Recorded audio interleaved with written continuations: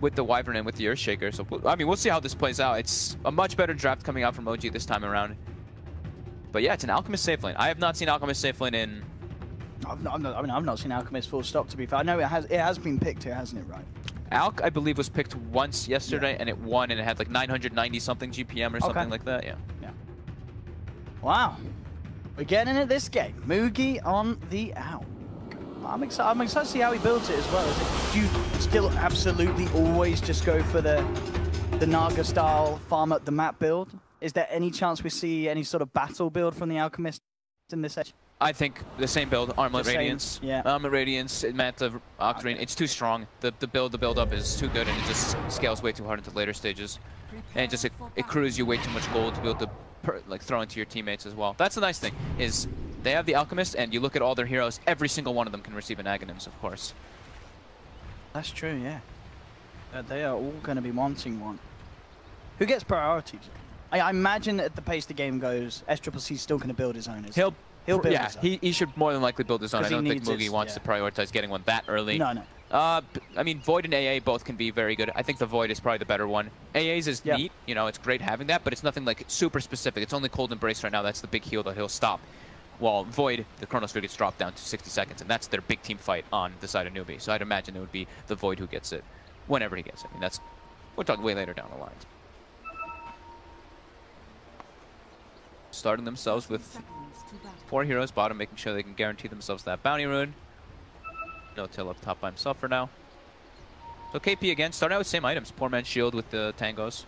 Feeling like he should be able to force a good amount of experience versus a Wyvern PL dual lane. Probably expecting Jarex to start bottom to give S4 a nice fissure block start since he's on Dire, so he'll get a nice actual couple waves on the Panda. And then it's what happening. Jarex already moving down toward that bottom lane to fissure block it. So Jarex gets nice starting levels. KP getting zoned off the rune, forced to time walk away. So we get a 2-for-2 bounty rune trade. And of course, though, it is an Alchemist who gets it, so a little bit more gold for him. Yeah, it looks like, during this laning stage, I wonder if we are going to see OG send a second member towards the mid lane to help out Ana, if they do simply leave him alone. At the moment, it looks like they're going to leave it. There's the straight 1v1 between Ana's TA and SCCC's Invoker. And Ana should definitely win that matchup. Yeah. It's a very heavily favored TA for TA. So yeah, Jarex does block bottom, and not only that, did they not only fissure block bottom, but they block both pull camps. So Rubik AA, 2 heroes that really suffer on needing levels, so they want to be able to pull. And now, not only that, they can't pull the lane back. So S4 should be able to get a good chunk of experience down here without too much worry. I'm seeing mid lane already. Jarex has come round, and he's looking for an opportunity to try and make a play onto SCCC. Has the fissure, it's a good block as well. SCCC's going to make the long way round. Not enough damage really from Ana to do too much, but again, it's just making this lane, go from easy to even easier for these early levels. He has to walk all the way around. Yeah, misses the whole wave. Misses 2 CS so far. If Ana's able to get a couple more denies, misses 3, almost 3 full creeps of experience, 2.5. Bottom lane, we're seeing S4 have to deal with the fun of the chilling touch here. Faith with the harassment. Wave will naturally push out, but they do actually find the D ward on the hard camp, so they are able to kill it, and they do have it open, so they're able to find mid lane. They may just get this killer. They drag Ana back. He does still have the refraction, so he should be safe, to be fair, with the refraction available. In fact, he's holding on to it here. Whew. Living on the edge, has the salve. Ana, he knows what he's doing. He's got the control there. He did the math. They okay. Haka, though, just staying in mid now for the time being. They know they can't really zone off the Panda anyway. But that being said, Panda does get frozen up bottom by the cold feet. Getting chased. Low. Nice little play there from Jarex, though. Froze the fissure up from the low ground. Time and space created for S4 to back up. Get himself away. To be fair, looking at the CS, it looks like Mugi's not really having a perfect time down in the CS. I guess the brew with the mischance, throwing out that alcohol. Slowing him down. Yeah, the mischance is super obnoxious. Yeah. Mugi having to also last hit under several range creeps can make it a little bit more difficult because of the way the lane's been constantly pulled back by OG.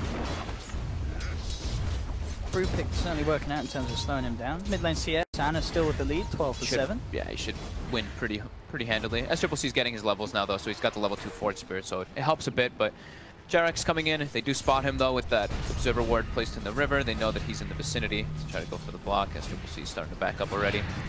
Jarek's with the wraparound, ready to play with this once more. That being said, though, the block. They're not going to be able to do a fair bit of damage here. Kaka is there to try and back him up. Trapped. Not enough. There's Triple C down. Oh, Jarek's making the plays, making the rotations. Oh, they pinged for him too. They were like pinging, saying, "Oh, yo, Jarek's coming your way." I guess he just didn't really think that they would be able to get the perfect trap and kill him. Slight little mistake there, definitely coming out from SCCC. And we do see Jarek's with his earlier movement. He placed a ward deep inside the enemy jungle to watch whenever the Invoker does go to jungle, because he's like, he's gonna go to jungle at some point because Templar Assassin's gonna crush him so hard in this lane. So being able to watch where he's farming, very relevant. Up on the top lane, N0tail's farm so far, looking pretty good, 16 CS. KP's Void not being too much of an issue really. He's been forced back a couple of times to base and now just keeping himself out. Again though, he's still finding the levels like he was on the Legion game we saw in game 1. And definitely, you know, KP being KP, we can expect him to have this slow but steady start. He's not going to feed, and he's still going to be able to offer a lot once he hits the 6. Bottom lane though, S4, cold feet kicks in, and Newbee, they will be able to catch out the brew. Having the unstable concoction level, allowing them to connect to that cold feet. S4 just underestimating how much damage it really would do.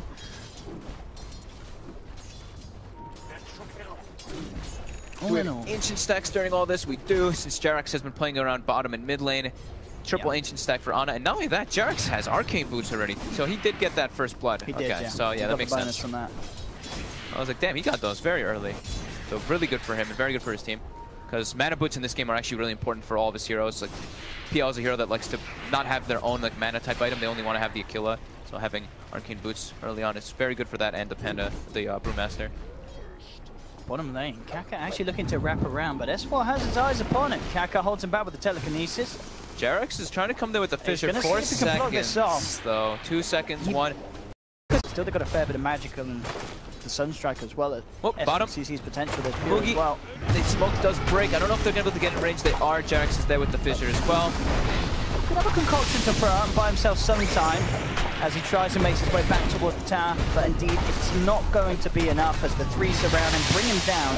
Faith is there trying to find something in response, does actually get the kill onto Fly, but OG looking to punish him as well. No, they're not going to quite make it. Kaka with the telekinesis holdback keeps Faith alive, and now Kaka's turning with the Fade Bolt. He's only gone and done it, takes down Jarex in return, and he'll even get the range creep. That's a feels good man for the Rubik as he holds it off down bottom and is able to get something in return. Took them a bit longer than they wanted to have to kill that Alcap since he has Trent and a helm already. Did tanker than they probably initially expected. They also wanted to be able to get a better wraparound. They were walking in with the smoke, and Alchemist actually stepped up and broke it. So they had to get like a weird kind of approach the way they took that fight. Jarex, see what his movements are to be next. Has that ward. See when he wants to get that place down. The ancient stacking continues for Ana.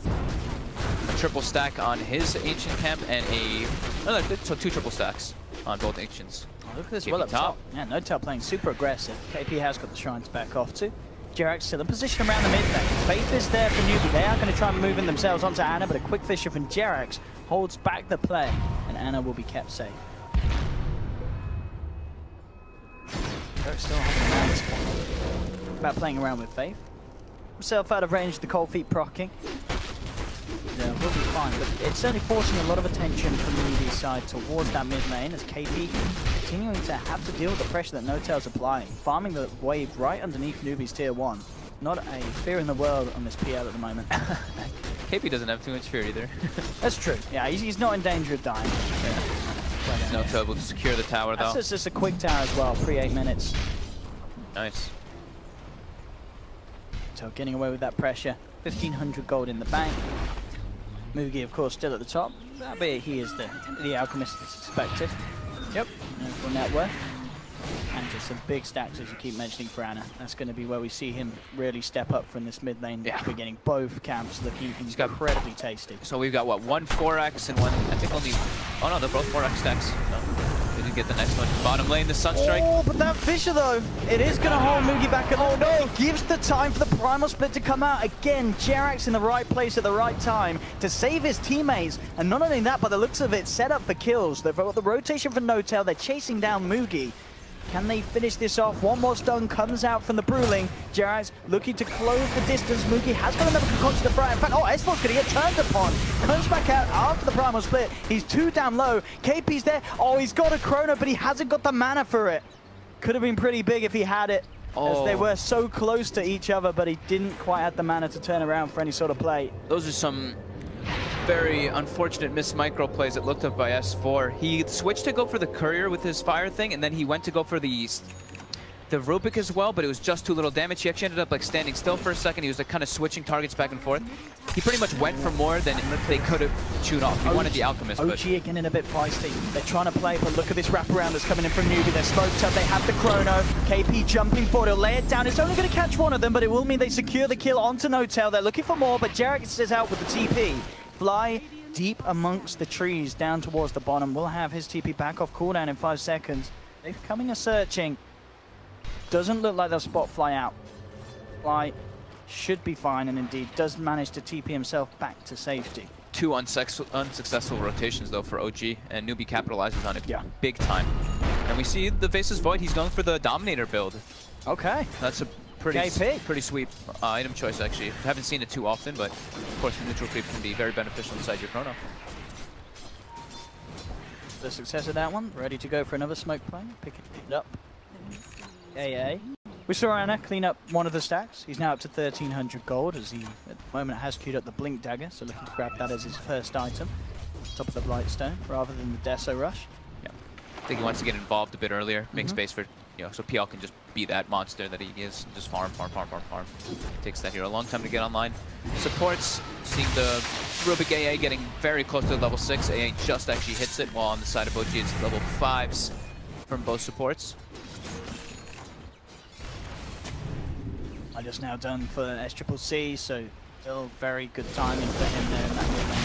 Yeah, they're looking really good. Try and go with the Ice Blast. He's going to find the connection. Cold Embrace deads by some time for Notel, but the Sunstrike comes in. He's surrounded by Moogie and the boys. Can he get his way out of there?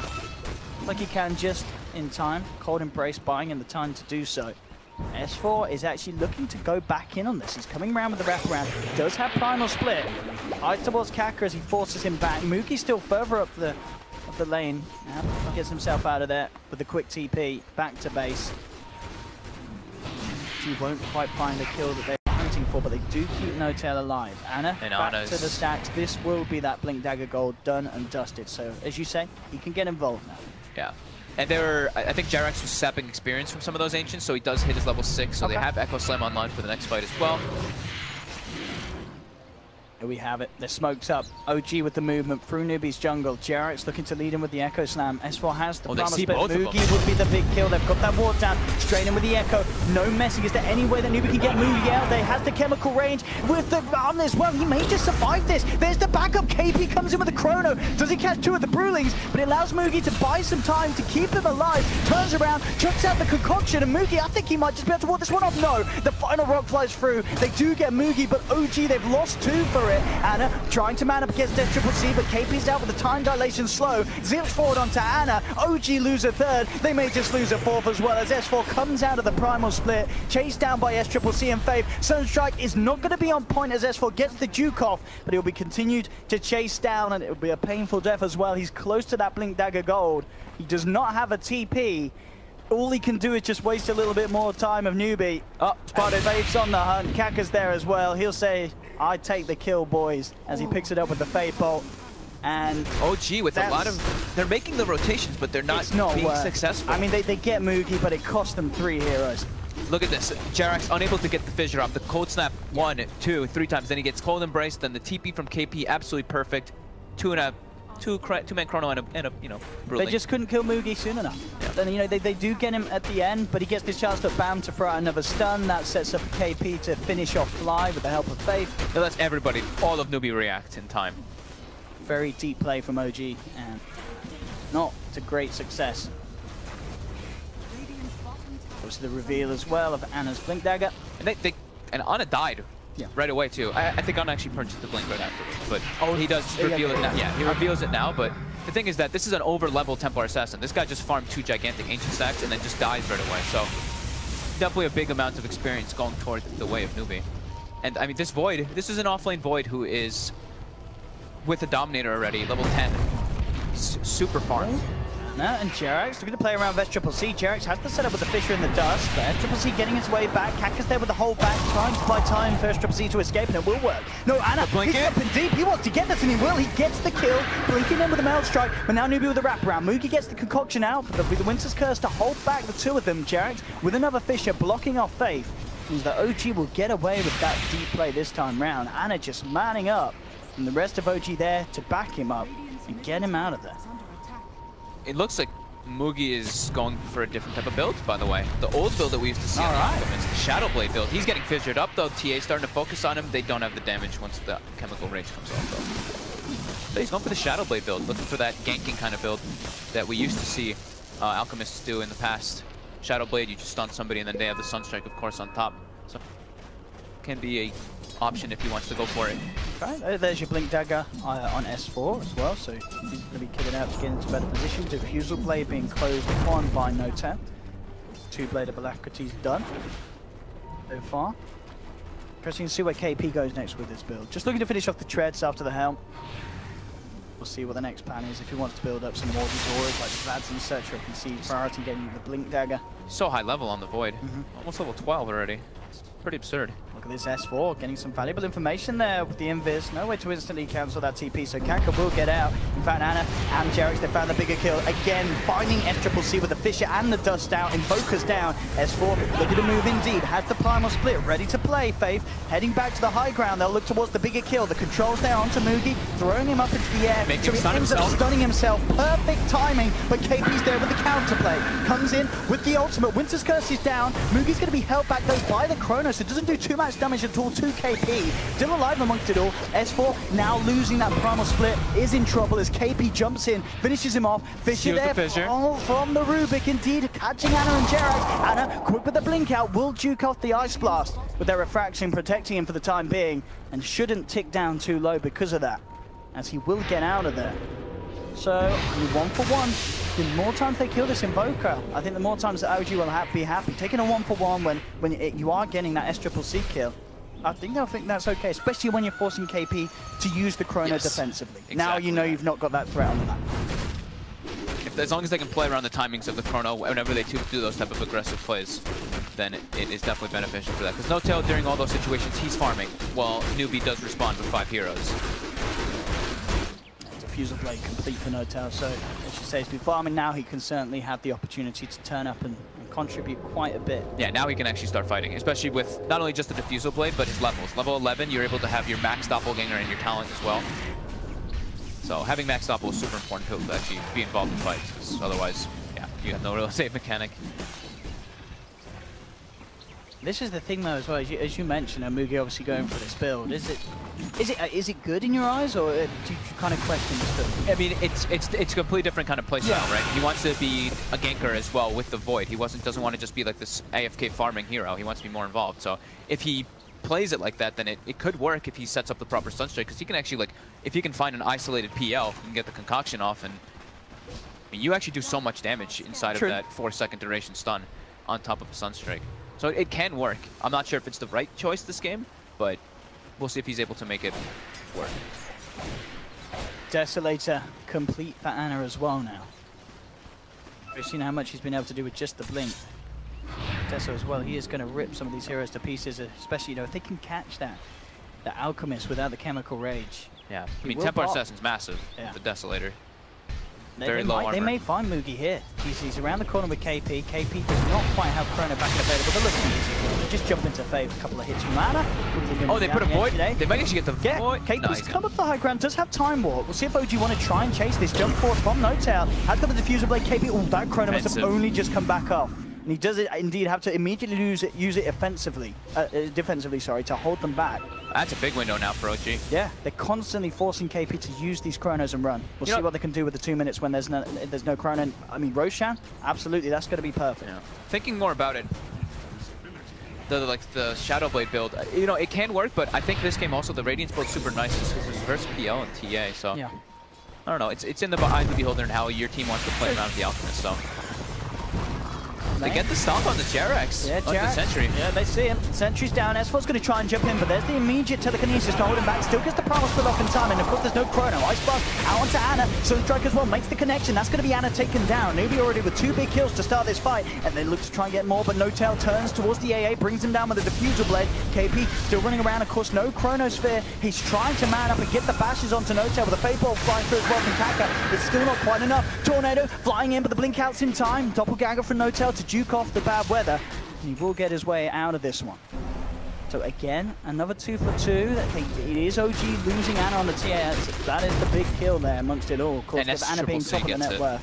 Yeah, this is brilliant for SCCC. You can see on the network as well, SCCC not that far behind this TA at all, which is impressive considering obviously how much Ana got from the lane, from the ancient stacks. Yeah, and now they have, the Aghanims is finished and online, so now inside the Chronosphere they actually have real damage. It's not just like an AA Blast and a Sunstrike. They have a lot of other spells if the Invoker's in the area. And look at this build, so it's going to be like, full punching as we've been saying from the Alchemist. It's going to look like some Maelstrom. Yeah, it seems like he just wants to be that like frontlining tank kind of thing for his teammates to be able to do everything else behind, rather than being this just like farmer, AFK farmer. Okay. Some sort of way to deal with the PL illusions as well. Different approaches, yeah. We haven't seen the hero in a long time, in particular the safe lane Alchemist, so different play styles. Note almost with Boots of Travel finished up, same thing with Invoker. KP now has Chrono online. They may look for a smoke once Mugi's a bit more healthy. Yeah, it really feels like if Newbee can actually take the fight themselves, they're going to be in such a great position. Because we've seen when they're being forced to use these chronos defensively, they don't necessarily lose the fight. Yeah. They still get an even trade. So if they can get that sort of jump themselves, it's going to go brilliantly. And here we have with the smoke, they know that they have this power play. They can try and use the chrono to great effect. There's the jump forward, and it's perfect. Catches Jerax on the tip. This is going to stop that Fisher coming out for a bit of time. KP moves on towards the Wyvern. At the end of the day, though, there wasn't really quite enough damage coming in post-chrono to really finish off the kill straight away. Ana being chased down by Mugi, but Jerax holds him back with the aftershock from the Enchant Totem. Zotail's in the back lane. He's already cleaned up one. He's taken down the Rubik. S4's looking towards KP. Mugi getting stunned up. Can he get the chance to throw out the concoction? He can, but the cold embrace is there from Fly, keeping Jerax alive. OG claimed the 2 kills. So despite the fact that it felt like Newbee could get something done, I don't know what quite happened there. Was it SCCC wasn't quite close enough to lay down a combo? It didn't seem like he was close enough, And nothing happened within it. No Tail came from the back lines and started disrupting it too, and everybody from OG was ready there. The Fissure comes in to, well, the Fissure was about to come in before the Chrono, but he did get trapped up, but everyone from OG was there to respond. Cold Embrace doesn't heal, but it does prevent the damage ticks. Will be spooked down at the pit. Jerax walking up very aggressively toward SCCC with No Tail. No Tail's looking for this, doesn't have detection. So SCCC will be able to walk it off. It's game 2. OG 7-13 at the moment. 1k advantage, very close at the moment between these two sides. KP still working towards that blink. OG with a big advantage right now, just in this next couple minutes, because Chronosphere's on cooldown, they have Brewmaster, they have all of their ultimates ready to go. So this fight should be able to go very well for OG as long as something devastating doesn't happen. Can Newbee contest this? They are close to the pit. They've got time to get in. They scan it out. Sunstrike's in there. They know the state of play here. Who's going to make the move though? Mugi clearing up the traps from the outside. They're going for the long wraparound by the looks of it, some of them, as they head around from the top. KP's there on the high ground. The Centaur stun. It's gone in. It's scouting them out and it's spooking OG out of the pit. Mugi moving forward with the Shadow Blade and the concoction. Chucks it out onto Ana. And there we have it. Beautiful play there with the acid spray to bring down the refraction, get the stun free, make sure the damage connects. Cold Embrace is there, but the telekinesis onto Ana holds him in place, takes him down. Immediate buyback from Ana as he looks to get into this fight. PL's illusions bring down the AA. They've lost one in return. No Tail just trying to clean up the Centaur. Now he's going to turn his attention towards Mugi. He got sent up for the time being by S4's primal split. There's the echo coming through. Jerax has the control, allowing Ana to get the damage in to finish off Mugi. Buyback comes out from Kaka as he looks to return to the fray. But Newbee, they're down 2. They're without their position 1. So unlikely to fully go back in on this for the time being. KP does have Chrono back up. He could look to make some sort of incredible play around this pit. SCCC there as well. In goes the Tornado. EMP as well on target as it connects with Ana and S4. Ana finishing off this Roche. No-Tail making it very hard for him to get in. Jarex is there with a stun. They'll get the kill onto Triple C. KP comes out with the Chrono, but again, where's the damage? They've got an Ice Blast. Is it enough? I don't know if it is. The cold breaks are down as Jarex. He's going to survive. KP now out of mana. All the meanwhile whilst this was going on, Ana finishes off Roshan, grabs the Aegis. Newbee just crumbling around the pit. They just can't find the combo. Kaka gets cleaned up top. That's an effective dieback on the Rubik as Kaka brought back for this engagement. And things very, very vehemently falling apart there for Newbee. As now the lead is gained by OG. They're ready to push with the Aegis. Jarex has the Blink Dagger Gold. Moody's going to try and see if he can get some on the side. But he stuns himself. Fly goes up to the high ground. There's no vision there for Moogie. And now Moogie's just going to get turned upon. Jump forward from Ana. Newbee have just gone full downhill as steep and fast as you can. That's a big mistake. As the last couple of minutes have just been a Newbee nightmare. Oh my goodness, Moogie just trying to make a little sneaky play there, but big mistake. He drops the acid spray and loses vision of the Winter Wyvern for just a second. That Roche fight was crazy though. The decision from Ana there to buy back instantly was absolutely paid off. Instantly, what was actually just what won them the fight, because if they didn't have him, it would have been Newbee's all the way. And Jarex getting a beautiful Echo Slam on the two main heroes that he needed to was great setup. And Fly's positioning, he's been getting the ideal cold embraces. Sometimes he just can't save them, but he's been getting very good ones to at least prolong their death to be able to get extra pickups. There's their jumping on Kaka. He's stolen Refraction. He's going to need to be stealing a coffin as well now as he's out and down for 30 seconds. The Rubik is dead, and OG claim another tier 2. It's all looking pretty grim now for Newbee. It just feels like we haven't seen this Invoker Chrono combo come into play. I'm not really sold on this out pick and the play. It's just not, it's not done much at all. Like, sure, he throws out a stun, but at this stage, it just doesn't get a kill. It doesn't matter that he maxed out the acid spray, had the concoction, and he's gone for this fighting build. It's an Alchemist in 2017 at the end of the day. Yeah, and he's gotten shut down very heavily. I mean, they invaded his lane over and over again. It's hard to fight versus a PL when your only form of lockdown is really a Chronosphere too. No-Tail is literally just going absolutely berserk in the back lines while his team causes such a ruckus in the front. These illusions just mana burning everybody down, and Newbee's unable to really control him at all. But yeah, Moogie is definitely having some trouble now with the build. As we have seen though, Invoker can certainly carry a game. Yes, that's for sure. And if anyone's to do it, Esther Triple C is certainly one of the players. Already on the spawn lane. They're trying to make something happen, but OG's aware of what's going on. They're in the neighborhood. They're going to see themselves if they can get the catch. Just the tip. Clips onto KP. They'll try and move up for it, but KP's out with the TP away. Nothing to cancel it. KP with the quick plays, quick decisions, will keep himself safe. The rest of Newbee as well get out of there. Be unable to take good team fights now. They need the Chrono. They need a really good Chrono with the Invoker spells. They need Other to than that, it's very minimal. Bot lane as well. TP comes through from No-Tail. Triple C needs to use that Midas. My boy. They do find S4 though. That's an easy bring down. So that's the kind of combo that we need to be seeing from Newbee. Yeah. Just everything just thrown down onto one hero, and they do have the heavy delete potential.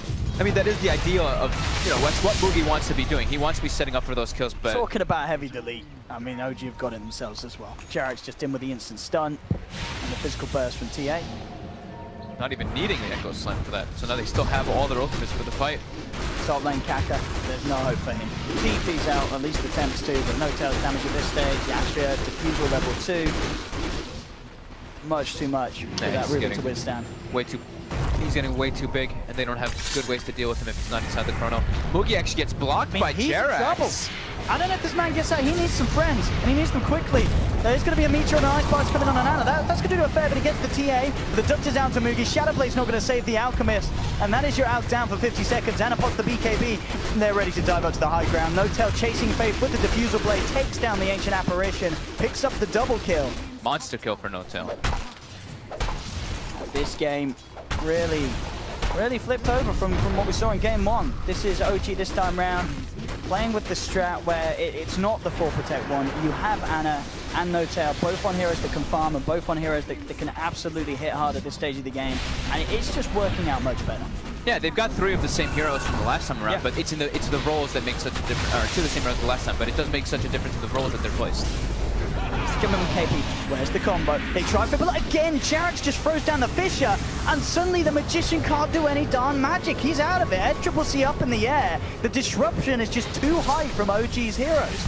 SCCC had to just go for it, look to get himself out, but Jarex jumps forward, jukes out the tornado, Anna lays down the physical, and that's SCCC down. Mugi heads in, he's trying to do something to push them out of this, but there's no invoker for 50 seconds. OG have claimed the melee ranks once again. Jarex lays down a Fisher to hold them out of this. Anna's trying to get out, the cold feet will tick in. Do they have detection? That's the question. No, he's out with the blink. Anna plays his way out of it. Newbee, they're going to try and chase him down. Anna does have the BKB available once more. And with the traps, though, I think he should get himself out of here. S4's going to be there if help is needed, but Anna doesn't even need it. He's out of there. He gets himself away. Newbee unable to punish. And as we've seen, SCCC just not given the chance to play between getting thrown up into the air by the Brewlings, getting stunned up by Jarex. It's so hard for Invoker to do anything in these team fights. Way too much control, and they're way too reliant on having the perfect chrono, because like we're saying, that's their only real team fight, their only real lockdown. So if Jarex or if S4 are not caught in the chronosphere, or actually even fly, they can completely mess up the whole backlines, because they can just either throw a Fissure, they can throw something in the air with the Panda, or they can throw a Curse / Cold Embrace from the Winter Wyvern. So it's really, the game is super difficult for KP to actually, it's like all the weight is on his shoulders to land the perfect chrono, pretty much. I mean, and of course you can see this as well. SCCC realizes the exact same problem that we're stating. He's going straight for the BKB now. Yeah, he needs something. He has to have that BKB to be able to do anything in these fights, because of how well OG are playing their positioning. Faith in some trouble. Jarex invis on him, and a quick, easy pickup. There's no help for that, man. It's gone. Anna level 22, 16,000 net worth. Let the siege continue. They don't have... Oh, they actually get the instant echo onto Kapo. That's a lot of hate for the Rubik. And they're going to get the top. Get a secondary set of racks, probably. 2 arrows down, and neither have buyback. Supports, yeah. I mean, it's just the supports, but it's, you know, an Ice Blast can make all the difference when it comes to defending the high ground. They're going to have it for 20 seconds. Good EMP connects onto Notel and S4. Yeah. That will slow him down a little bit. I say a little bit, though. Anna still sticks around. Bring the tower down low.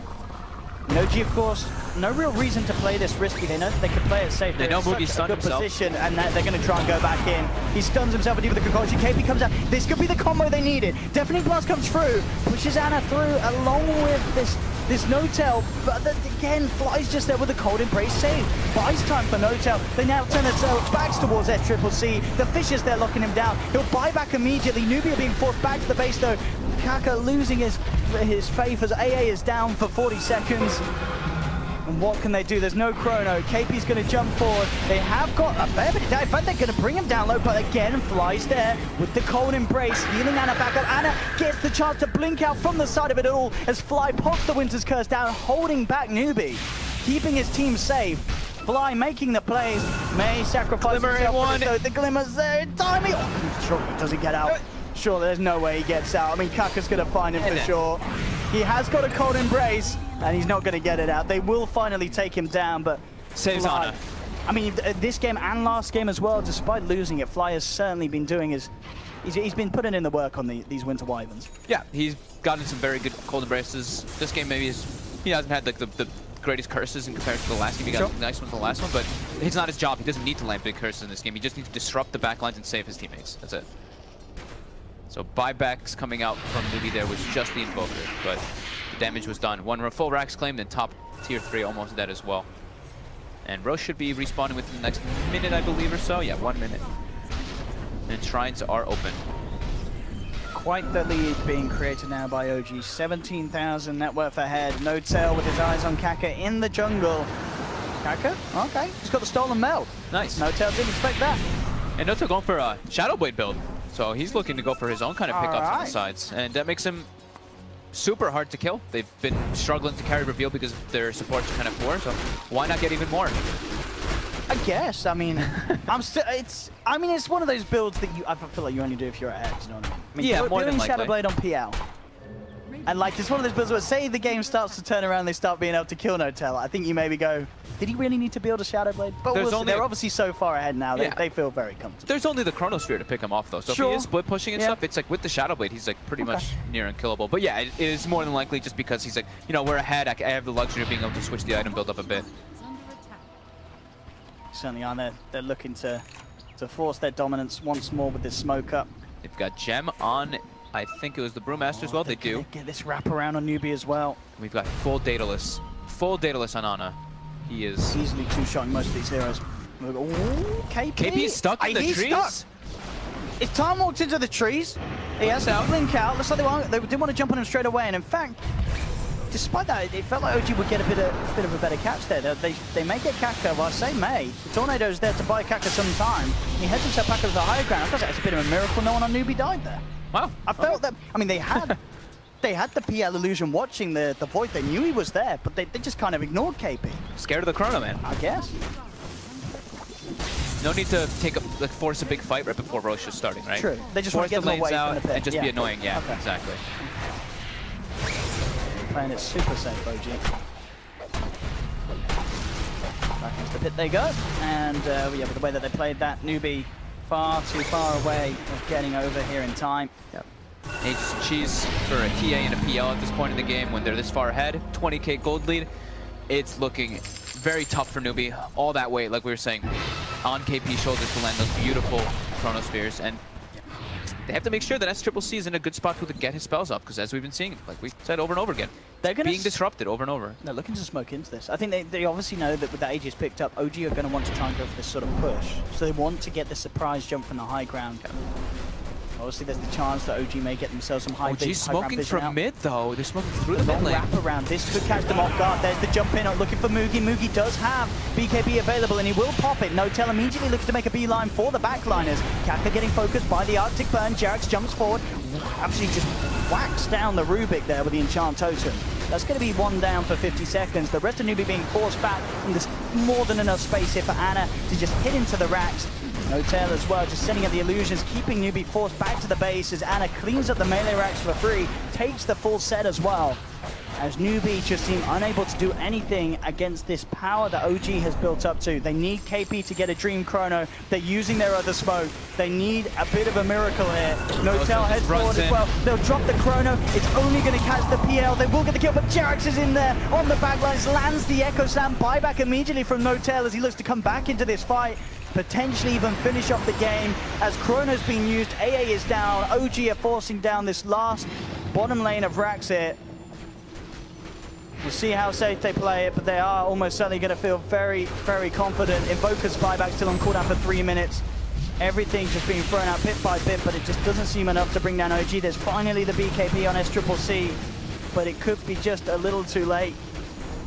They're waiting to get healed up before they walk back in. Cold Embrace on is now mostly healthy, so time to siege. Those other side lanes are naturally going to push in. Newbee under a ton of pressure here. No Chronosphere. Right, there we have one Fisher jump in from Ana. A couple of hits and the Shaker's down. The final tier 3 gone. The last set of frags exposed. What can Newbee do to hold? We see SCCC just have to deal with his illusions. He tries to head forward to do some sort of a tornado play to keep OG off the racks. The illusions are in. There's the Ice Blast flying across. He's going to make the connection as Notel dukes it out with a doppelganger. Primal splits back up. More than enough space here as OG just clean up the final set of racks. And it just seems Newbee can't do anything, and indeed they can't. GG is called. They tap out, and the first series of the day on the mainstream will end as OG get the 1-1. Yeah, we come to the end of OG versus Newbee. Is it this? Much better overall draft by OG. Oh, absolutely from OG. Much better game plan as well. They had a couple failed rotations in the first like 10 minutes or 12 minutes or so. I think the first 3 actually didn't go in their favor, but overall, in the grand scheme of things, their draft is much overall like just less greedy.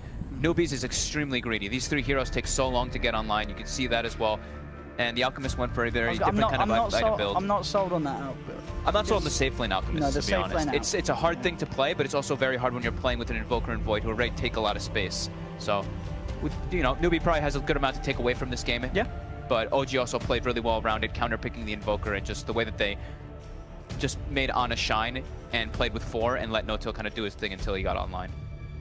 There we go, ladies and gentlemen, at the end to this first series, and quite a series it was as well. A lot of variety. OG getting the second game, as Newbee did indeed secure game 1. We're going to be back very shortly with some more high-intensity Dota 2 action. I believe what's up next for Secret versus TNC, right? Yes, it is Secret versus TNC. Secret versus TNC is going to be right around the corner. We're keeping the games running, of course, incredibly smoothly, so don't go anywhere. Go grab yourself a cup of tea, get yourself a